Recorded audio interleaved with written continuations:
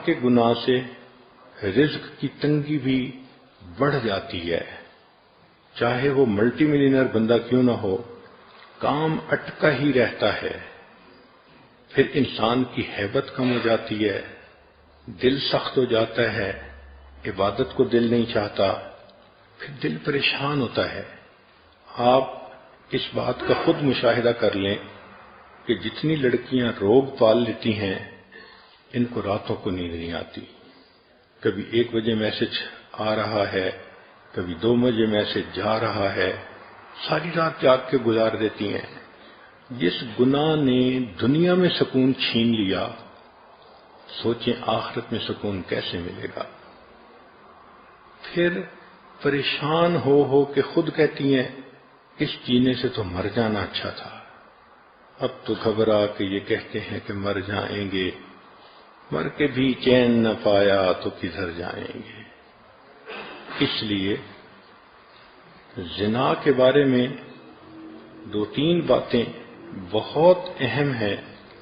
پہلی بات کہ حدیث مبارکہ سے پتہ چلتا ہے کہ جب کوئی شخص زنا کر رہا ہوتا ہے اس وقت وہ مسلمان نہیں رہتا، ایمان اس کے جسم سے نکل کے الگ ہو جاتا ہے، گویا زنا کرنے میں جتنا وقت گزرا وہ اتنا وقت کفر کی حالت میں گزر گیا، ایمان سے خالی گزر گیا۔ اب ذرا عورتیں سوچیں کہ جب ان کے جسم کو کسی غیر محرم نے ہاتھ لگایا، یہ اتنی دیر کفر کی حالت میں رہیں، کہنے کو تو مسلمان بنی پھرتی ہیں لیکن نامہ اعمال میں تو لکھا جائے گا نا کہ اتنا وقت اس نے کفر کی حالت میں گزارا۔ اللہ اکبر، ایسا گناہ کہ ایمان ہی بندے سے الگ ہو جائے۔ پھر یہ اتنا بڑا گناہ ہے کہ حدیث پاک میں آتا ہے کہ جو انسان زنا کرے حتیٰ کہ بڑھاپے کی عمر کو پہنچ جائے، اس پر 7 آسمان اور 7 زمینیں لعنت برساتی ہیں۔ ایسے بندے کو قیامت کے دن اللہ تعالیٰ آنکھ اٹھا کر نہیں دیکھیں گے۔ تو غیر کو محبت کی نظروں سے دیکھتا تھا، آج میں تیرے چہرے کو محبت کی نظر سے نہیں دیکھوں گا۔ یہ کتنی بڑی محرومی ہے کہ اللہ تعالیٰ اس شخص کے چہرے کو ہی دیکھنا پسند نہ کرے۔ علامہ مناوی رحمۃ اللہ علیہ کے دادا کہتے تھے کہ جو شخص زنا کا مرتکب ہوتا ہے اس کے چہرے کی ظلمت اہل باطن دیکھتے ہیں، جب قریب وہ آتا ہے تو اس کے جسم سے بدبو آتی ہے، جب وہ نہاتا ہے تو پانی کے اندر زنا کا گناہ دھل رہا ہوتا ہے، پانی دیکھ کر وہ بتا سکتے ہیں۔ امام اعظم حنیفہ رحمۃ اللہ علیہ کا واقعہ ہے، ایک نوجوان کو نہاتے دیکھ کر انہوں نے دیکھ لیا کہ یہ زنا کا مرتکب ہوا ہے۔ ابن عساکر نے ایک حدیث نقل کی ہے، المقیم علی الزنا کعابد وثن، کہ جو زنا کے اوپر مقیم ہوتا ہے وہ بت پرست کی مانند ہوتا ہے۔ اس کا مطلب یہ کہ اگر کسی لڑکی نے کسی لڑکے کے ساتھ 2 سال افیئر رکھے تو اللہ کے ہاں یہ 2 سال بت پرست رہی۔ اس کا نام مومنوں کی فہرست میں نہیں ہوگا، اس کا نام بت پرستوں کی فہرست میں ہوگا۔ آج سوچئے ہم بت پرستوں کی باتیں پڑھتے ہیں تو کہتے ہیں یہ ایمان سے محروم تھے، ایسا تو نہیں کہیں ہمارا نام ہی بت پرستوں میں لکھ دیا گیا ہو۔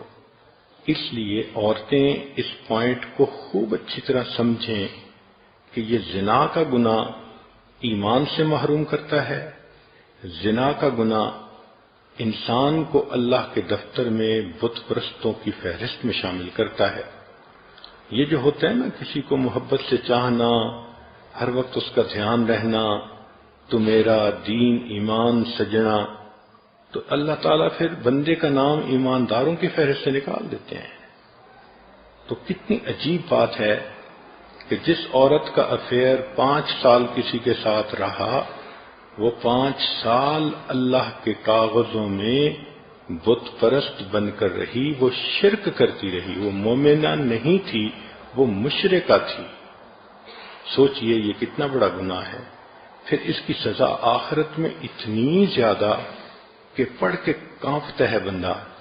ان میں سے ایک سزا یہ ہے کہ جو زانیہ عورت ہوگی اور بغیر توبہ کے مر جائے گی تو جہنم میں اس کو فرشتے ایک غار کی طرف لے جائیں گے، اس غار کے اندر دھکا دے کر اس کے منہ کے اوپر چٹان رکھ دیں گے، وہ عورت نہیں نکل سکے گی۔